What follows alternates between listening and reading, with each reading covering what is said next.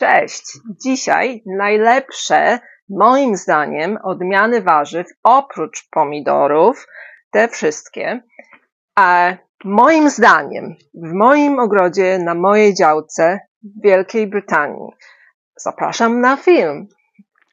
Ogórków mam sporo, te, które już uprawiałam i których jeszcze nie uprawiałam, ale z ogórków sałatkowych, które można uprawiać pod osłonami, wyróżnił się ten ogórek. Ogórek Bella F1. Wszystkie moje nasiona są, większość, mam polskie nasiona, ale większość z nich jest angielskich firm, także tu mieszkam i takie mam nasiona i to mogę wam powiedzieć. Wiem, że mam widzów z Wielkiej Brytanii, którzy mnie o to prosili. Wracając do ogórka. Bella F1. Ogórek z kwiatami tylko żeńskimi, bardzo długi sałatkowy ogórek, bardzo plenny, bez goryczy i jest odporny na mączniaka prawdziwego i to się w jednym roku uprawy sprawdziło. Miałam dwie rośliny. Jedna roślina była właśnie Bella F1, a druga była jakaś inna, Ladiva chyba. I ta Ladiva poległa z powodu mączniaka, a Bella do jesieni właściwie owocowała. Z ogórków gruntowych wyróżnił się Diamond F1. Jest to ogórek partenokarpiczny, ma tylko kwiaty żeńskie i ma podwójną odporność na mączniaka prawdziwego i rzekomego. Jest smaczny, kruchy, bez goryczy, nie rozrasta się bardzo, jest raczej kompaktowy i długo plonuje, a z mojego doświadczenia był najwcześniejszy ze wszystkich moich ogórków, a w tamtym roku uprawiałam śremski, jakieś jeszcze inne polskie ogórki, ale ten diamant był najwcześniejszy i kontynuował plonowanie. Tylko jedno jest coś takiego z nim, że te brodawki na ogórku są raczej malutkie. To jest właśnie taki rodzaj ogórka, nie z dużymi brodawkami, tylko z mniejszymi. Ale też go ukiszyłam, zakonserwowałam i wszystko było ok. Uprawiałam różne odmiany grochu, ale najbardziej lubię groch łuskowy, który trzeba wyłuskać. I mam dwie ulubione odmiany, które co roku uprawiam, a jest to Alderman i jest to Hurst Green Shaft. To są dwie moje ulubione odmiany. Tu nie ma obrazków, ale Alderman to jest wspaniały groch. On rośnie bardzo wysoko, do 1,80 m, a stronki ma takie grube jak mój kciuk i ma do 11 tych groszków w stronku. Jest to stara odmiana, jest super plenny, ma, tak jak powiedziałam, bardzo smaczne, pyszne groszki, duże, większe niż normalnie i to jest jedna z tych odmian, które rosną właśnie bardzo wysokie, wymaga podpór, ale jest to tego warte. A Hurst Green Shaft ma stronki tak jakby po dwa. On dorasta do 80-90 cm, ale także ma po 9-11 groszków w stronku i jest odporny na mączniaka rzekomego i choroby grzybowe właśnie groszku. Jest bardzo dobry w smaku, jest pyszny, bo niektóre groszki nie są takie smaczne, ale ten Hurst Green Shaft jest naprawdę smaczny. Nauczyłam się jeść pasternak w Wielkiej Brytanii i bardzo go lubię upieczony w piekarniku. I taką najbardziej popularną właściwie, ale dobrą odmianą jest Tender and True, czyli delikatny i prawdziwy. Próbowałam różne odmiany pasternaku, ale z pasternakiem jest tak, że nie wschodzi po roku już przechowywania nasion, także jakąkolwiek odmianę macie, ale świeżą, to będzie w porządku. A ten Tender and True jest dodawany do pisma ogrodniczego Kitchen Garden i oni mają zawsze świeże nasiona. W ogóle King Seeds ma świeże nasiona, także to jest dobra firma, a te inne to są takie, wiecie, podejrzane. Ale ten pasternak jest bardzo smaczny, ma duże korzenie i jest odporny na raka roślinnego. Wiecie, to jest taka jakby zgnilizna na górze korzenia, taka jakby zgorzał i on jest na to odporny. Wszystkie odmiany są prawdopodobnie smaczne.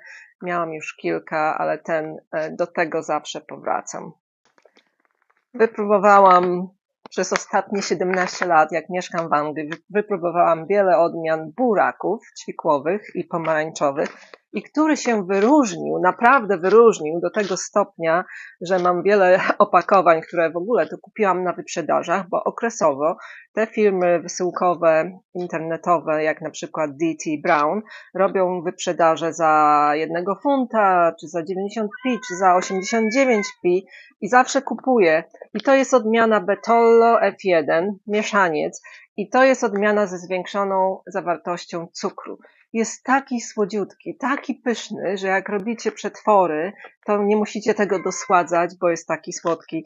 Także polecam. To jest okrągła odmiana buraka, dobrze rośnie, nic mu nie dolega i jest bardzo, bardzo słodziutki. Oczywiście inne buraki, inne odmiany buraków też są w porządku, jak na przykład ta najbardziej popularna Boltardi, czy Boldor na przykład, czy Pablo, ale ta jest moja ulubiona i tą zawsze będę polecać.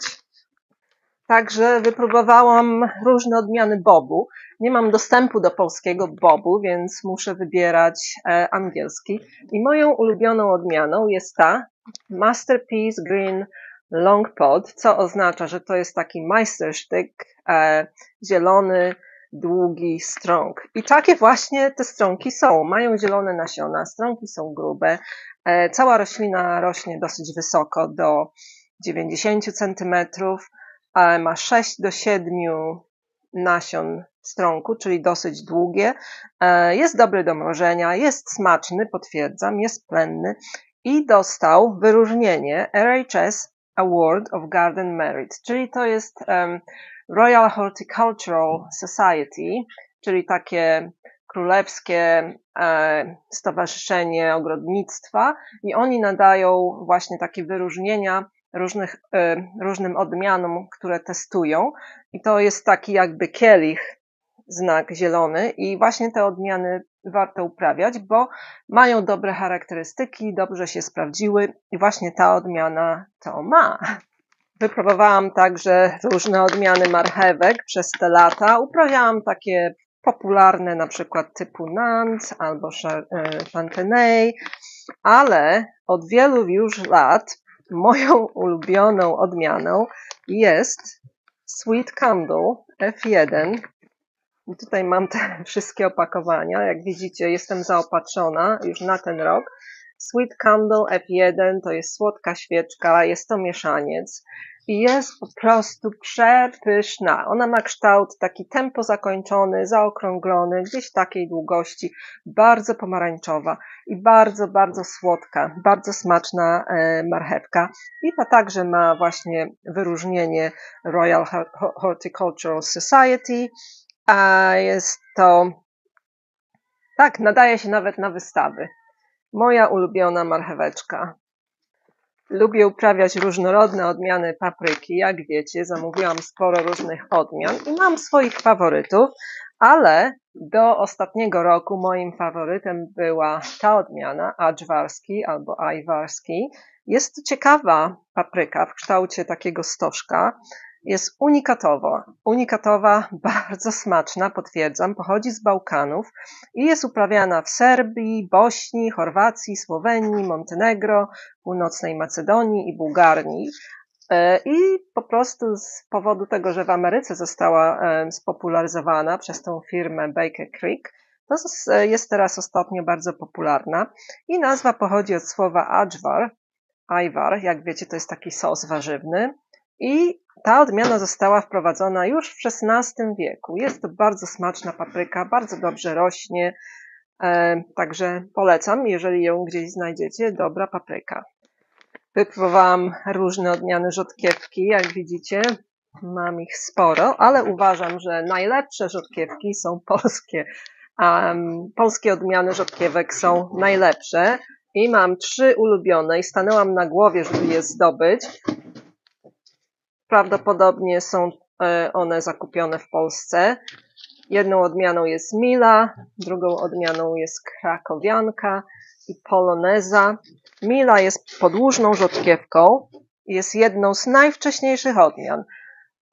Ja ją uprawiam na pierwszy zbiór podfolio. Zaczynam 26 lutego zawsze i podfolią metodą kępkową i zabiera jej 3 tygodnie od siewu do zbiorów. Jest dobra na nowaliki, ma intensywny wzrost i krótki okres wegetacji. Krakowianka jest także wczesna, 35 dni jej zabiera. Nie parcieje, nie wybija w kwiat zbyt wcześnie. Jest lekko pikantna i ma niewielką część nadziemną. Poloneza, podobna odmiana. Wypróbowałam różne odmiany dyń, piżmowych i normalnych, ale mam swoich wielkich faworytów. Od wielu lat moim faworytem jest Crown Prince. Jest to dynia, która jest taka srebrno-szara na zewnątrz i bardzo pomarańczowa w środku. Jest to mieszaniec, ma także RHS Garden Merit, 3 do 4 kg, czyli taka, wiecie, starczy na 2 dni na obiady albo 3. Jest pyszna, jest taka gęsta, ciężka w środku. Zabiera je 90 dni, żeby dojrzeć, ale to zależy jakie mamy lato. Jest wspaniała do pieczenia, jest słodka, jest taka bardzo fajna i w ostatnich latach dołączyła do niej mieszanka Crown Prince'a z dynią piżmową, a nazywa się to Autumn Crown F1, czyli jesienna korona i jest to bardzo, bardzo słodziutka dynia w kształcie takiego płaskiego dysku, pomarańczowa na zewnątrz, pomarańczowa w środku. Jest tak słodziutka, smakuje jak banan po upieczeniu dosłownie. I jest to odmiana specjalnie wyhodowana na brytyjski klimat, czyli dojrzewa szybciej niż normalne dynie piżmowe. Dorasta do 2 kg, dobrze się przechowuje, pachnie jak melon po przecięciu, bardzo fajna jest. Jest naprawdę słodziutka, ja lubię słodkie dynie. I w ostatnim roku do moich ulubionych dołączyła ta dynia piżmowa, Inca Gold F1. Ona jest to dynia piżmowa, na początku jest zielona, ale podczas przechowywania zamienia się na pomarańczowy kolor na zewnątrz, w środku żywo taka pomarańczowa i także bardzo słodziutka. Jest to odmiana pochodząca z Ameryki Południowej, jest to typ kokina, pyszna, słodka i także jest przystosowana do brytyjskiego klimatu, czyli zabiera jej mniej czasu, żeby dojrzeć niż normalne dynie piżmowe, którym zajmuje wieki, żeby w angielskie lato dojrzeć. Ciągle poszukuję mojej ulubionej odmiany cebuli. W zeszłym roku Zebrun szalotka się udała, ale mam kilka takich uwag. Jeżeli kupujecie dymkę w Anglii, to polecam kupować heat treated, czyli cebulki poddawane wysokiej temperaturze, bo one nie wybijają w kwiat.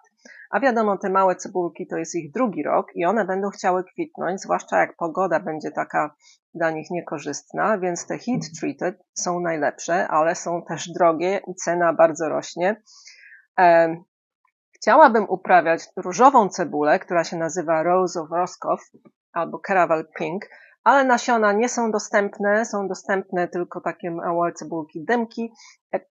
Bardzo, bardzo drogie. Jest to słodka i aromatyczna odmiana francuska, stara, taka legendarna. Podobno Francuzi podróżowali rowerami, sprzedając tą cebulę bezpośrednio do domu w Anglii. Jest łagodna i słodka. Ja właśnie poszukuję takiej cebuli łagodnej i słodkiej. W tym roku będę uprawiać Wola Wola, która ma taka być.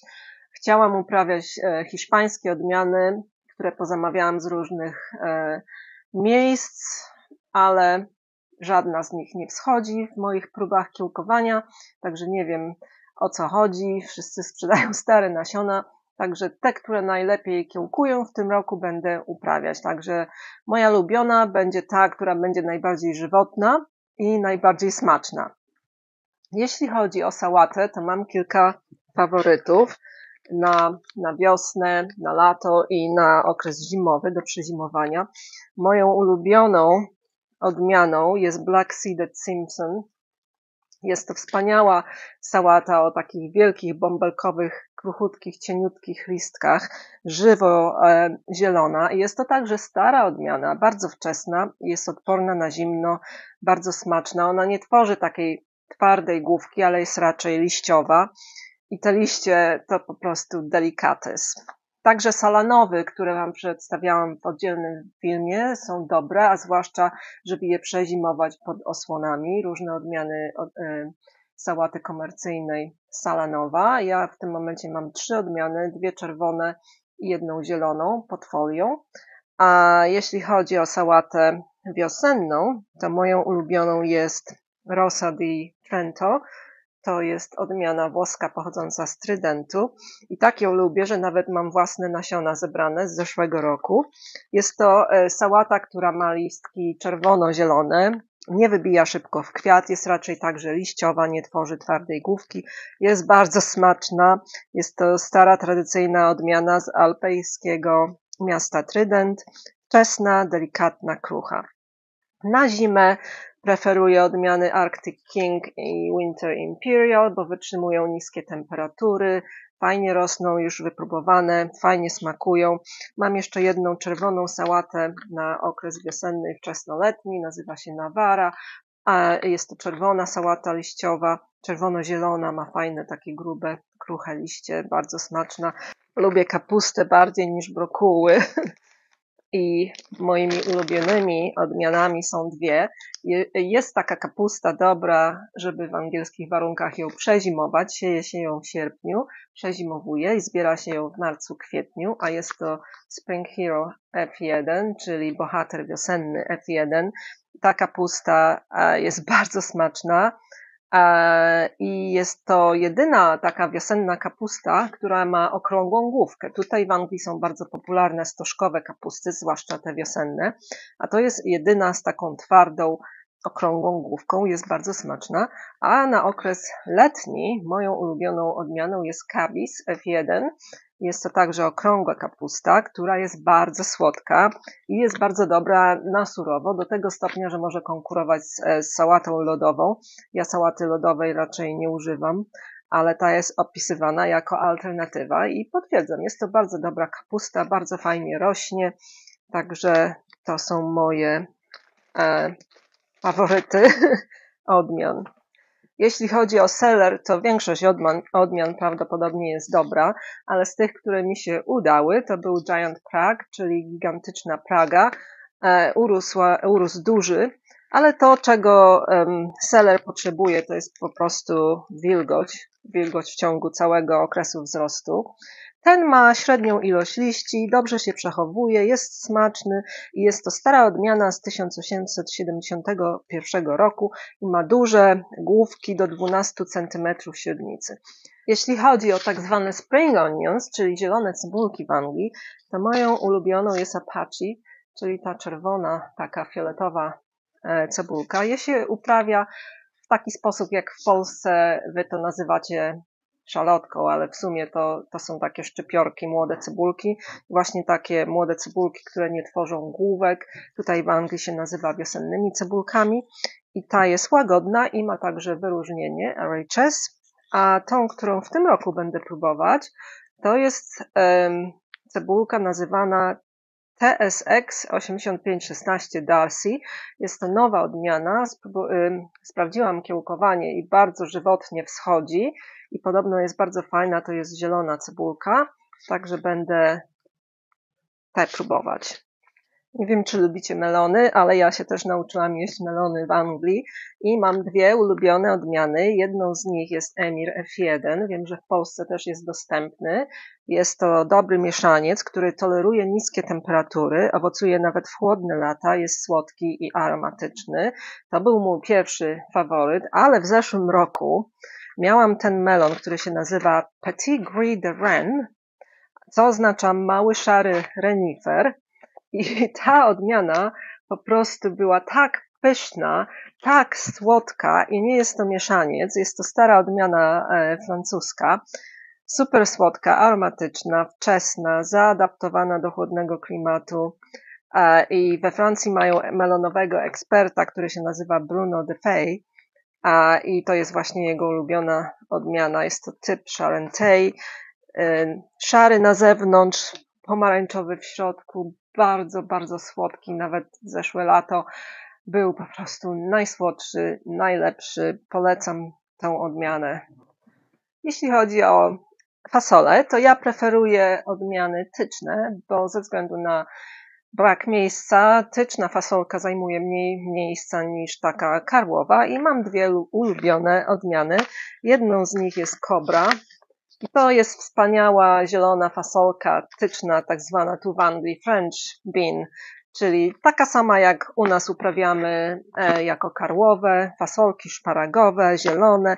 Ta także ma RHS Garden Merit, jest długa do 20 cm, obficie plonuje, ma długie stronki, bardzo proste, bez łyka, nasiona są czarne, smaczna, słodka, wczesna, dorasta do 1,80 m.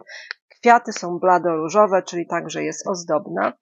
I drugą fasolą, także zieloną, która sobie dobrze poradziła tu w Anglii, jest Blue Lake, czyli niebieskie jezioro.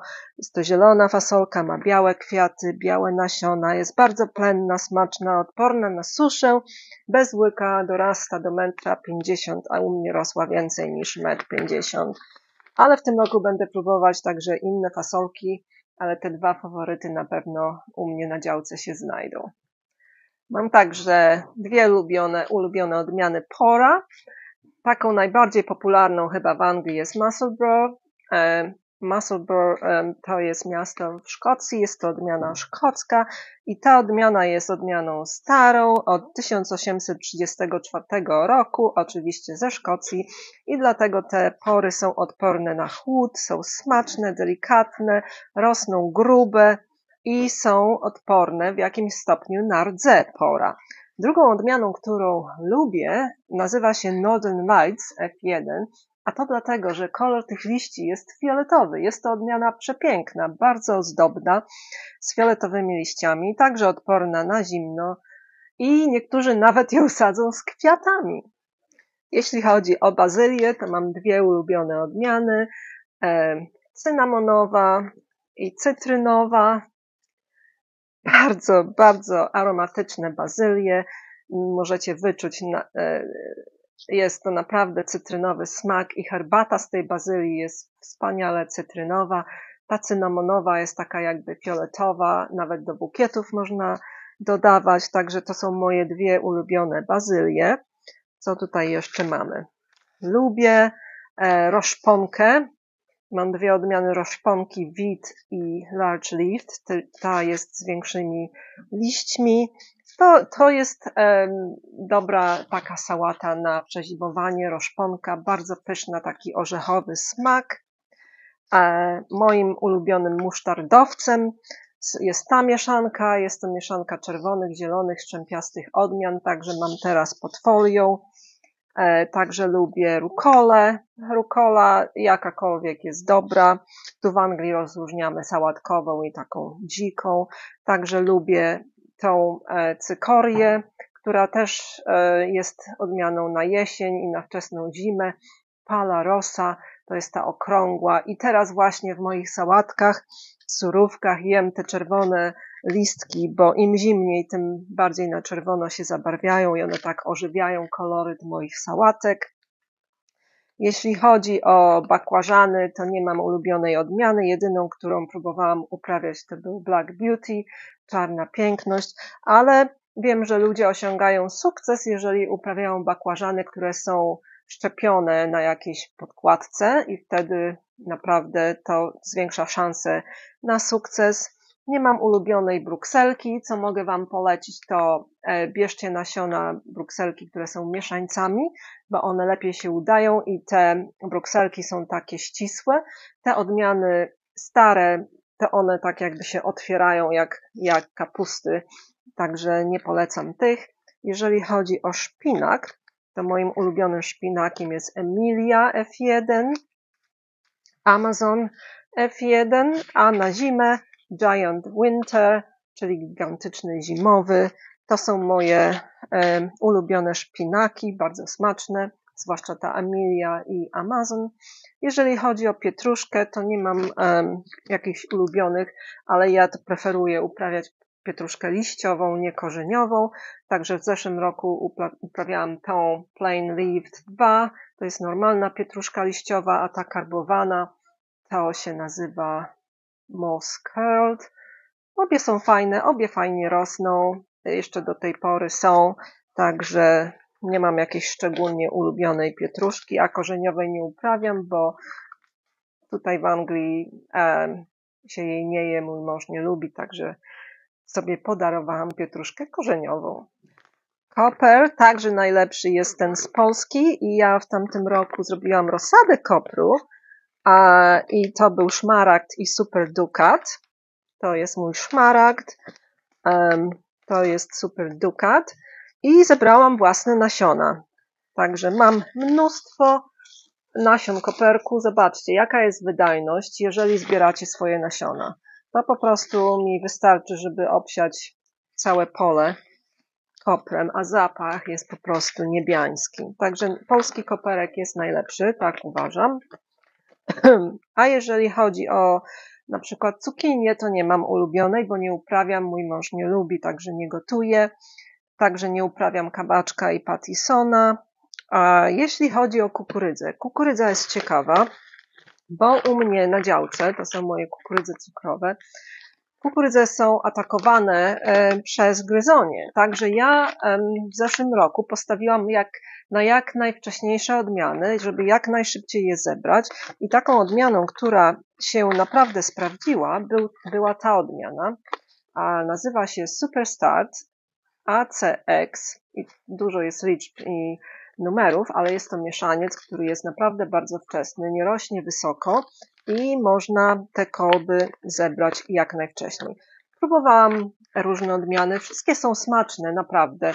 Wyróżniamy odmiany słodkie, super ekstra słodkie. One wszystkie są bardzo smaczne, ale mój problem był właśnie z gryzoniami, więc ja postawiłam na wczesność, a także smak. Brokuł. Jeśli chodzi o brokuł, odmiany, to polecam Wam mieszańce. Ja uprawiałam Ironman, F1, Parthenon, F1, Gemini, F1 i one wszystkie bardzo dobrze się sprawdzają. A na przezimowanie, na ten fioletowy brokuł gałązkowy, to polecam Claret F1, bardzo dobry brokuł.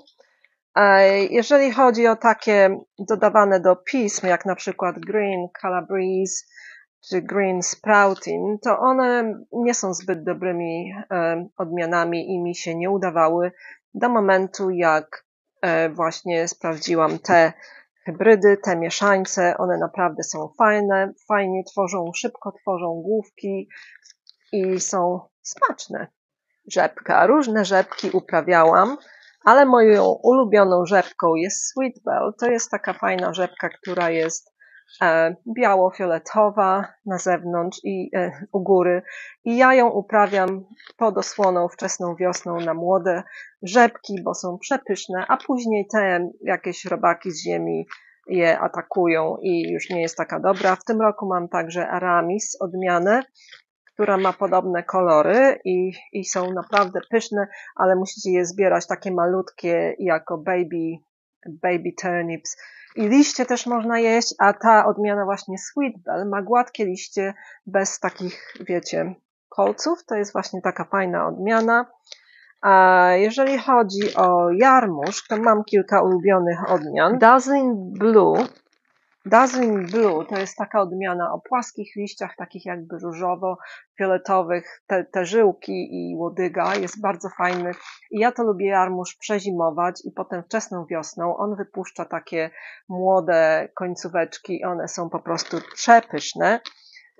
W zeszłym roku miałam odmianę Yurok F1, która jest odmianą taką z tego typu Cavolo Nero albo Nero di Toscana, to jest taka odmiana, tylko jakaś ulepszona i jest to fajny jarmuż.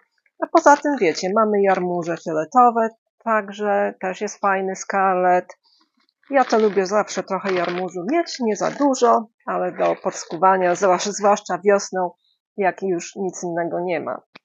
Jeśli chodzi o brukiew, to nie mam ulubionej brukwi, uprawiałam kilka, W jednym roku się uda, w innym się nie uda. Także brukiew, mam tweed, mam brora. Pewnie wszystkie są dobre. Ja to lubię brukiew z masełkiem ugotowaną czasami, ale uprawa jest problematyczna, bo brukiew pada ofiarą takich samych szkodników jak wszystkie warzywa kapustne. Jeśli chodzi o burak liściowy, to ja to lubię wziąć taką mieszankę kolorów albo wybrać sobie coś takiego, wulkan albo rabarbarowy burak liściowy, żeby mieć te czerwone listki, bardzo fajne, delikatne, a z mieszanek wybieram sobie żółte listki, na przykład Rainbow Chard, czyli burak liściowy, tęcza. Wybieram sobie te żółte, bo jak je posiejecie, to od razu widać te kolory. Te łodyżki są od razu żółte albo różowe, albo białe. I zawsze sadzę trochę żółtych, trochę czerwonych i trochę tych peppermint chard, czyli różowych, żeby mieć taką kombinację kolorów. W tym roku mam także Red Magic, nowa odmiana, zobaczę jak to jest, jaka jest. No i zawsze lubię mieć trochę tego buraka liściowego jako zielone liście do moich potraw. Mamy kalafiorów, nie mam ulubionych. Kalafiory mi się nie udają, potrzebują równomiernego podlewania, co u mnie jest trudne, bo nie mam wodociągu doprowadzonego do działki i po prostu moje podlewanie nie jest równomierne i równe. Jeżeli chodzi o ziemniaki, to zamówiłam moje ulubione odmiany. Wczesnym moim ulubionym ziemniakiem jest Casablanca. Takim głównym plonem to jest Desiree, który ma czerwoną, różową skórkę. Picasso, który jest biały w różowe plamki i King Edward, także biały w różowe plamki. W tym roku zrezygnowałam z Desiree, żeby sprawdzić Willię, bo Willię kiedyś miałam i mi smakowała. I już 8 lutego odbieram moje sadzeniaki. No i chyba to są wszystkie odmiany warzyw, jakie lubię. Jeżeli o któryś nie powiedziałam, to pewnie nie mam ulubionych. Proszę pytajcie. Jeżeli Wam przeszkadza to, że są to odmiany brytyjskie, a nie polskie, to przepraszam, ale mieszkam tutaj i takie odmiany są dla mnie dostępne. Nigdy nie płacę całej ceny za te nasiona. Poluję na wyprzedaże, poluję na tańsze nasiona w okresie takim zimowym, kiedy ludzie nie kupują nasion, także większość z tych nasion była kupiona po promocyjnej cenie. Proszę powiedzcie, jakie są Wasze ulubione odmiany, jakie są Wasze brytyjskie ulubione odmiany, a ja Was zapraszam na kolejny odcinek. Cześć, pa!